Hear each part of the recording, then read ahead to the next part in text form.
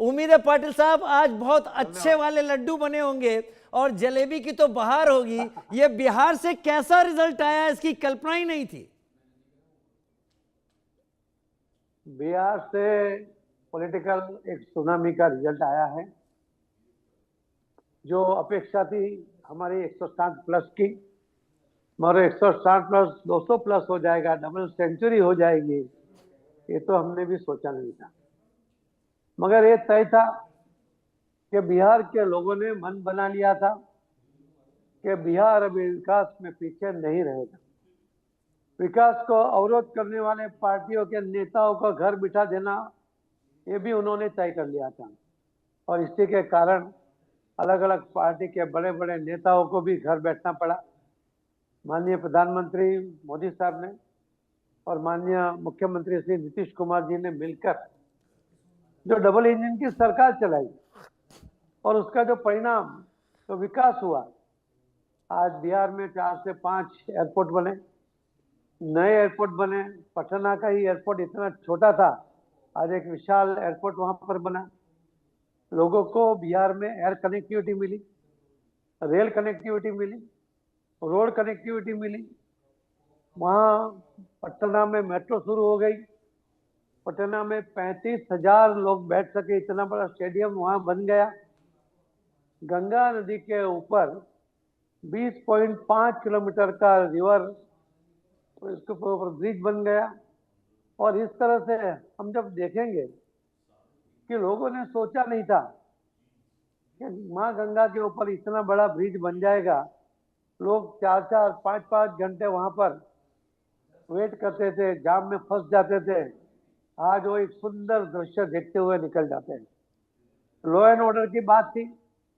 जंगल राज के समय में जिन लोगों को वहां से पलायन होना पड़ा, हम भी जब बात करते थे हम उनको यही कहते थे कि गुजरात में आप जागते हो, आपको जाना पड़ा होगा। तो गुजरात के लोग भी बाहर जाते हैं, अमेरिका जाते हैं, कनाडा जाते हैं, मगर वो साहस करने के लिए जाते हैं। उनके पास जो टैलेंट है उसका उपयोग करने के लिए जाते हैं। कंपल्सन नहीं है, पलायन नहीं करना पड़ता। तो बिहार का भी पलायन नहीं करना पड़ेगा, इस तरह का पोजीशन करना पड़ेगा। माननीय प्रधानमंत्री मोदी साहब ने जहां बिहार में बाढ़ की वजह से जो नुकसान होता था उसके लिए, पानी को रोकने के लिए अलग अलग प्रोजेक्ट में अभी 12,000 करोड़ रुपया एक प्रोजेक्ट में माननीय प्रधानमंत्री नरेंद्र मोदी साहब ने सैंक्शन करके काम भी शुरू कर दिया। ये तो मोदी हैं। मोदी जी का लोगों को उनके प्रति जो प्रेम है, जो विश्वास है, जो उसके उनके ऊपर जो भरोसा है, यही भरोसा ये सुनामी लाने में महत्व का उन्होंने काम किया है। जैसे माननीय प्रधानमंत्री मोदी साहब ने कहा कि नीतीश कुमार के साथ डबल इंजन की सरकार में सभी पार्टियों ने मिलकर सुशासन दिया, जंगल राज ना आए उसके लिए चिंता की, लोगों के लिए सुविधा उपलब्ध हो उसके लिए काम किया जी। उससे उसमें एक वातावरण बने। पाटिल सबसे साहब, बड़ी बात, अगर कोई एक लास्ट बात कर देता हूँ, अगर कोई सबसे बड़ी बात थी तो बिहार का पैटर्न रहा था जाति के आधार पर वोटिंग करना। और माननीय प्रधानमंत्री मोदी साहब का कहना था कि जाति के बदले विकास के ऊपर वोटिंग होना चाहिए। बिहार पैटर्न में पहली बार आज सभी जातियों को छोड़कर लोगों ने मेरिट के ऊपर नरेंद्र मोदी साहब का और नीतीश कुमार जी को सपोर्ट करते हुए तो वोटिंग किया। एक नया ट्रेंड बना है। वहाँ के जो डिवाइड करने वाले लोग हैं, जो जाति के आधार पर राजकारण करने वाले लोग हैं, उन्हें चिंता करनी पड़ेगी। अभी उनका कोई इसके लिए एक यात्रा निकाली गई। आप मानते हैं बिहार की पब्लिक ने इसको बाहर कर दिया, इसको एक्सेप्ट नहीं किया? मैं इलेक्शन कमिश्नर को बहुत बहुत बधाई दूंगा कि बिहार में 65 लाख नाम वोटर लिस्ट में से काटे गए। उसमें कोई डुप्लीकेट होंगे, कोई बोगस होंगे, कोई किसी की मृत्यु हुई होगी। इन सबको मिलाकर 65 लाख वोट निकालने के बाद दोनों 2 दिन जो 9 और 11 को जो वोटिंग हुआ, एक भी बिहार का व्यक्ति नहीं आया कंप्लेंट करने कि मेरा नाम कट गया, इसके लिए मैं वोटिंग नहीं कर पा रहा हूं। इतना परफेक्शन के साथ इलेक्शन कमीशन ने काम किया है। वोट चोर कहना उनको आज लगता होगा वो जो बहाने ढूंढ रहे थे, आप पूरे देश में इलेक्शन कमिश्नर ने ये काम लगाना चाहिए, जल्दी से सभी स्टेट में काम करना चाहिए। और मुझे तो लगता है कि इनके पास जो वोट चोर करके जो आवाज कर रहे थे, आज तो उनकी बोलती बंद हो गई है। बिहार के लोगों ने अच्छा उनकी अच्छा, बोलती बंद एक कर दी सवाल है। और इससे पहले कि मैं आपसे विदा लूं, धन्यवाद बोलूं आपको। तेजस्वी यादव ने तो बोल दिया था कि 18 तारीख को वो ओथ लेने जा रहे हैं। ये एक मेंटल प्रेशर था वहां इस पूरे प्रचार के दौरान। देखो, महागठबंधन में कोई यूनिटी नहीं थी। उन्होंने अपने आप को स्वयं मुख्यमंत्री घोषित कर दिया। हम्म प्रेस कॉन्फ्रेंस में बैनर में भी अपना खुद का फोटो लगा दिया। हम्म कांग्रेस के नेता राहुल गांधी का न तो फोटा था, न उनकी उपस्थिति थी, न कोई और लोग थे। अगर वो जीत ही नहीं सकते, आज उसको विरोध पक्ष का भी नेता बन पाएंगे कि नहीं, एक चिंता का विषय है। हम्म ऐसे समय में मुख्यमंत्री की औत लेने जाऊंगा, इतनी बड़ी बात करना तो मुझे लगता है नादानी है। मगर एक बात तय है कि उनको पता था कि उनके फादर का, उनके पिता का फोटो अगर बैनर में लगाएंगे तो इससे भी बुरा हारेंगे। इसके लिए उन्होंने लालू जी का फोटो अपने इस्तेमाल नहीं बैनर में किया। से पहले ही निकाल दिया था, इस्तेमाल ही नहीं किया। सी आर पाटिल साहब, केंद्रीय मंत्री, बहुत शुक्रिया सर समय निकालने के लिए, इंडिया न्यूज के साथ जुड़ने के लिए। बहुत धन्यवाद आपका हमारे साथ जुड़ने के लिए। हमारे साथ और खास मेहमान इस वक्त जुड़ रहे हैं। प्रोफेसर मोहम्मद सज्जाद हमारे साथ सीनियर जर्नलिस्ट के तौर पर जुड़ रहे हैं। राहुल लाल सर हमारे साथ लगातार पॉलिटिकल एनालिस्ट के तौर पर जुड़े हुए हैं। और अंश वत्स हमारे साथ इस वक्त जुड़े हुए हैं कांग्रेस के प्रवक्ता के तौर पर। प्रोफेसर मोहम्मद सज्जाद, मैं आपका रुख इस वक्त करना चाहूंगा क्योंकि आप सीनियर जर्नलिस्ट हैं और आपने कई सारे इलेक्शन को बहुत नजदीकी से देखा होगा। ये हुआ क्या है इस बारे में तो बीजेपी की जो टॉप लीडरशिप है वो भी डबल सेंचुरी की उम्मीद नहीं कर रही थी। मैं पत्रकार नहीं हूं, मैं तो प्रोफेसर हूं और पोस्ट इंडिपेंडेंस हिस्ट्री पढ़ाता हूं। इस वजह से इसमें दिलचस्पी रखता हूं कि आज़ादी के बाद का इतिहास में पढ़ाता हूं, पॉलिटिकल सोशल इकोनॉमिक हिस्ट्री।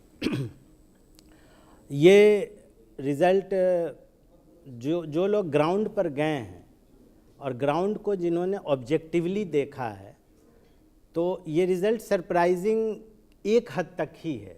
जितनी बड़ी हद तक इसको सरप्राइजिंग माना जा रहा है, उतनी बड़ी हद तक सरप्राइजिंग रिज़ल्ट ये नहीं है। ग्राउंड पे बहुत क्लियर था कि जिधर मुस्लिम और यादव जाएंगे, बाकी पूरी आबादी उसके दूसरी तरफ जाएगी। ये बहुत क्लियर था। हमने द हिंदू में, अखबार में भी मेरा बयान आया था जिसमें हमने बता दिया था कि बहुत पहले ही बता दिया था कि मुकेश सैनी से गठबंधन का कोई लाभ महागठबंधन को नहीं हो पाएगा, क्योंकि मुकेश सहनी इससे पहले के किसी भी चुनाव में वो अपना वोट अपने गठबंधन की तरफ ट्रांसफ़र करा पाने में वो नाकाम थे। और मुकेश सहनी से उनकी कम्युनिटी के आम गरीब लोग, जो आम लोग हैं, वो उनसे उस तरह से आइडेंटिफाई ही नहीं करते हैं। तो इस बार भी ऐसी उम्मीद नहीं थी कि वो वोट ट्रांसफ़र करा लेंगे। अब ये कि आरजेडी के लोगों को क्यों ये अंदाज़ा था कि वो ऐसा उनसे वोट अलायंस करके वो वोट ट्रांसफ़र करवा लेंगे, ये तो वही लोग बताएंगे। अदरवाइज़ जो भी ग्राउंड पर है उसको पता था। देखिए, ग्राउंड पे एक बात बहुत क्लियर थी कि ना तो तेजस्वी यादव के पक्ष में लहर थी और ना ही नीतीश कुमार के विरोध में कोई एंटी इनकम्बेंसी था, बहुत विजिबल बिल्कुल नहीं था। एक तो ये साफ बात कर लेनी चाहिए। दूसरी साफ बात ये है कि अति पिछड़ा और महादलित का बड़ा हिस्सा वो नीतीश कुमार को अपना प्रोटेक्टर मानती है कि नीतीश कुमार जिधर भी जाएंगे हमारे हितों की रक्षा केवल वही करवा पाएंगे, चाहे वो इधर जाएं या उधर जाएं। इसलिए उनके उलटने पलटने से और उनको पलटू कुमार उमार कहने से उनकी जो कंस्टिट्यूएंसी है उस पर फ़र्क नहीं पड़ता था। मतलब बख्तियारपुर और आसपास के लोग उनको लेकर जो मत बना चुके थे वही उनके बारे में रहा। बस वो पूरे बिहार का अति पिछड़ा महादलित उन्हीं को अपना संरक्षक मानता है कि वो जिधर जाएंगे। और बल्कि मेरा एक दोस्त बहुत अच्छे से इसको रखता है कि जिधर नीतीश रहेंगे जीत उधर ही रहेगी। ये इस चुनाव में भी ये बहुत क्लियर था। लोगों को क्यों नहीं दिखा, ये वो जिनको नहीं दिखा वो बताएंगे। हमने अपने लेख में भी लिखा था, मैं आज भी कह रहा हूँ। इसलिए हाँ, हमें भी ये अंदाज़ा नहीं था ग्राउंड पे जाने के बावजूद कि इतनी बड़ी जीत मिलेगी। संक्षेप में मुझे दो कारण बताइए, इससे पहले कि मनीष पांडे प्रवक्ता बीजेपी मेरे साथ जुड़ गए हैं और साथ में अंशुवत्स कांग्रेस प्रवक्ता भी जुड़े हुए हैं, वो दो कारण आपको कौन से लगे?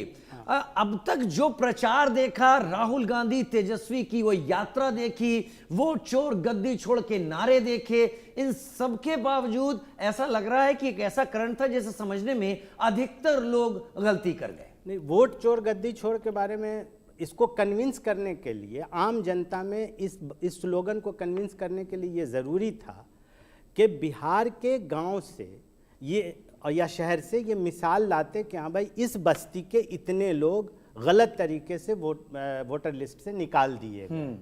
मुझे नहीं लगता है, अगर मैं बहुत ज़्यादा न्यूज़ नहीं फॉलो कर पाता हूँ, मुझे नहीं लगता है कि पूरे कैंपेन के दौरान विपक्ष ने ऐसा कोई सबूत, ऐसा आंकड़ा दिया कि देखो इस गांव से इतने लोगों का बड़े पैमाने पर डिलीशन हो गया। वाकई तो जब आपने ये नहीं दिखाया तो फिर ये स्लोगन तो जनता को कन्विंस नहीं कर सकता था। एक बात। दूसरी बात ये कि इस बात को तो काफ़ी लोग बोल चुके अब तक कि भाई जैसे ही कैंपेन शुरू हुआ, नॉमिनेशन वगैरह का प्रोसेस शुरू हुआ, ऐसा लगा कि SIR एज एन इशू वो उसकी डेथ हो चुकी है।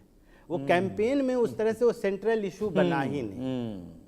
तो मुझे नहीं लगता कि इस इशू पे किसी को हैरत होनी चाहिए कि भाई वो क्यों नहीं हो पाया। दूसरा कौन सा सवाल था आपका? दूसरा सवाल मेरा बात, मैंने दो कारण पूछे थे। अच्छा, आपसे। कारण। हाँ, तो एक तो आपने ये बता दिया, एक कारण नहीं चला। ये है। दूसरा कारण ये है कि आम जनता में को ये विश्वास जो अगर होता कि नहीं, विपक्ष के ही आने से फलां फलां फलां काम होगा, इनके रहने से नहीं होगा, अगर ये बात जनता में नहीं जा सकी है तो जनता